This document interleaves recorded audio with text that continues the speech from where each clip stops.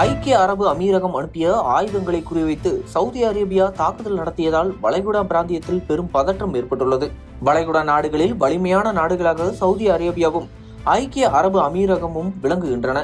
இந்த இரு நாடுகளில் கிடைக்கும் எண்ணெய் வளம் உலகின் முக்கியத்துவம் வாய்ந்த நாடுகளில் ஒன்றாக இந்த இரு நாடுகளையும் மாற்றியுள்ளன. சமீப காலமாக சவுதி அரேபியாவும் ஐக்கிய அரபு அமீரகமும் தங்கள் ராணுவத்தை விரிவுபடுத்தி வருகின்றனர்.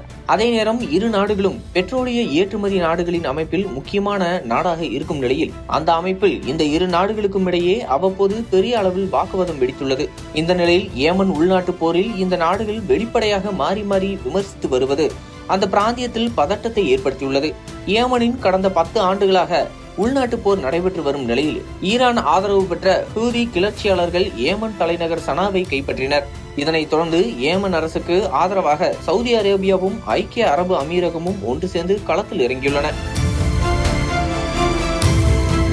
ஆனால் கடந்த சில ஆண்டுகளில் ஐக்கிய அரபு அமீரகம் தன்னிச்சையாக அங்கு தனிநாடு கோரும் மற்றொரு புரட்சி இயக்கமான STC அமைப்புக்கு ஆதரவு தெரிவித்து அந்த அமைப்புக்கு ராணுவ உதவிகளை செய்து வருகிறது. ஆனால் STC அமைப்பு சவுதிக்கு எதிராக செயல்பட்டு வருவதாக சவுதி அரேபிய அரசு தொடர்ந்து விமர்சித்து வருகிறது. இதன் காரணமாக சவுதி ஐக்கிய அரபு அமீரகம் இடையே கடந்த சில மாதங்களாக பதற்றம் நிலவி வந்தது. இதன் தொடர்ச்சியாக கடந்த செவ்வாய்க்கிழமை ஏமனின் துறைமுக நகரமான முகல்லாவில் சவுதி அரேபியா வான்வழி தாக்குதலை நடத்தியது.